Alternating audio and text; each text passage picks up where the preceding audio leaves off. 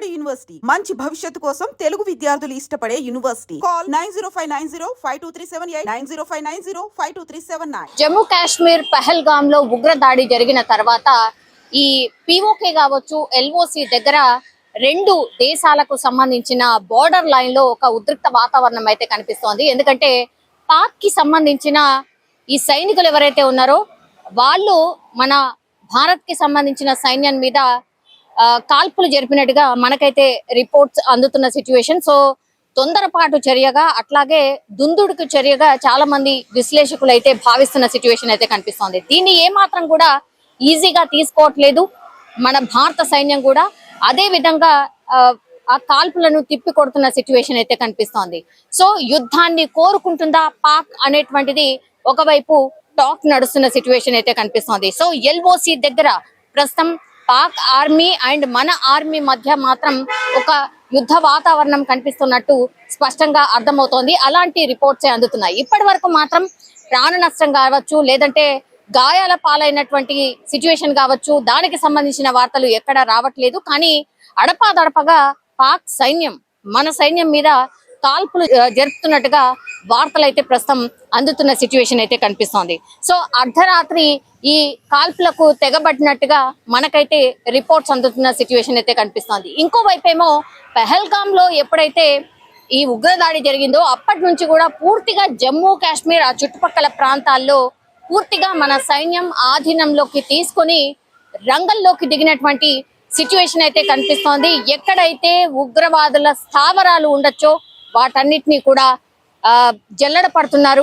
అట్లాగే ఈ రోజు మనకున్నటువంటి సమాచారం ప్రకారం అయితే ఈ లష్కర్ ఏ తోయిబాకు సంబంధించిన కీలక నేత కూడా హతమైనట్టుగా మనకున్నటువంటి ఇన్ఫర్మేషన్. సో సీరియస్ గా గాలింపు అయితే కొనసాగుతోంది. ఉగ్రవాదులకు సంబంధించిన వేట మాత్రం చాలా సీరియస్ గా కొనసాగుతోంది. ఇంకోవైపు ఏమో ఇదంతా జరుగుతుంటే మొన్న ఎప్పుడైతే ఈ పహల్గామ్ లో దాడి జరిగిందో ఆ దాడిలో అక్కడ స్థానికంగా ఉన్నటువంటి ఒక ఇద్దరు ఉగ్రవాదులు ఎవరైతే ఉన్నారో వాళ్ళు అంటే జమ్మూ కాశ్మీర్ కి సంబంధించిన పౌరులే, కానీ పాకిస్తాన్ కి వెళ్ళి అక్కడ పూర్తిగా ట్రైనింగ్ అంతా తీసుకొని ఈ ఉగ్రవాద కార్యకలాపాలకు సంబంధించిన ట్రైనింగ్ అంతా తీసుకొని ఇక్కడికి వచ్చి అంటే దాడి చేసినట్టుగా పూర్తిగా ఇన్ఫర్మేషన్ అయితే కనుగొన్నారు.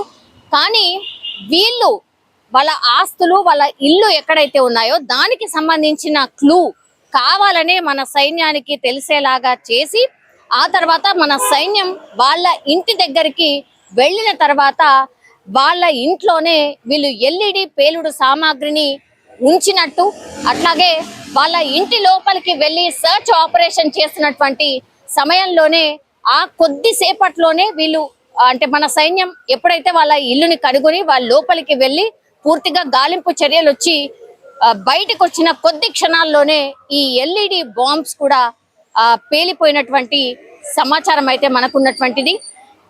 ఒకవేళ అప్పుడు మన సైన్యం ఎప్పుడైతే గాలింపు చర్యలు చేపడుతుందో ఈ టెర్రరిస్టులు ఉన్నటువంటి ఇంట్లో వాళ్ళు కావాలనే మన సైన్యం వస్తారు, ఆ తర్వాత ఎల్ఈడి బాంబ్స్ పేలుతాయి, సైన్యం కూడా చనిపోతుందన్న ప్లాన్ తోనే ఎల్ఈడి బాంబ్స్ ని అమర్చినట్టుగా దానికి సంబంధించిన క్లూ తెలిసేటట్టుగా చేసినట్టుగా మన అధికారులు అయితే భావిస్తున్న పరిస్థితి. సో ఇంకా కూడా ఆ బుద్ధి మార్చుకోలేదు. సో పక్కాగా స్కెచ్ అంటే ఉగ్రదాడి చేయడం, ఆ తర్వాత ఏం జరగవచ్చు, మన సైన్యం ఏమేమి చెయ్యొచ్చు అని ముందుగానే ఊహించుకొని వాటికి సంబంధించి కూడా ప్లానింగ్ చేసినట్టుగా స్పష్టంగా అర్థమవుతోంది.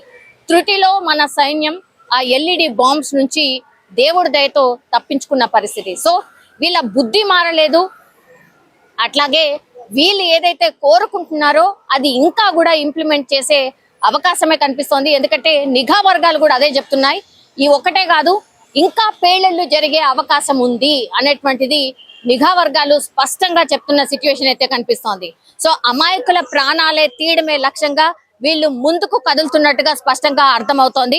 సో ఏం జరుగుతుంది, ఇంకా ఎట్లాంటి పరిణామాలు జరిగే అవకాశం ఉంది, ఎందుకంటే ఈ కాశ్మీర్ కి సంబంధించిన ఈ అంటే అక్కడ ఉన్నటువంటి చుట్టుపక్కల మాత్రం ఒక టెన్షన్ వాతావరణమే కనిపిస్తోంది. ఇండియా అండ్ పాకిస్తాన్ ఈ టూ బార్డర్స్ లో ఈ నియంత్రణ రేఖలో మాత్రం కొంత టెన్షన్ వాతావరణమే ప్రస్తుతం అయితే కనిపిస్తోంది. అట్లాగే ధీటుగా వాళ్ళకి సమాధానం ఎట్లా చెప్పాలి అనేది కూడా మన సైన్యం సిద్ధంగా ఉన్నటువంటి పరిస్థితి. ఎట్లాంటి పరిణామాలైనా ఫేస్ చేయడానికి రెడీగా ఉన్నట్టుగా కూడా మొన్ననే ప్రధాని మోడీ బీహార్ సభలో స్పష్టంగా చెప్పినటువంటి పరిస్థితి. అట్లాగే మన హోంశాఖ కూడా వార్నింగ్స్ పంపిస్తోంది. అట్లాగే మిత్ర దేశాలు ఏవైతే, మిగతా దేశాలు ఏవైతే ఉంటాయో ఉగ్రవాదుల్ని అంతం చేయాల్సిందే.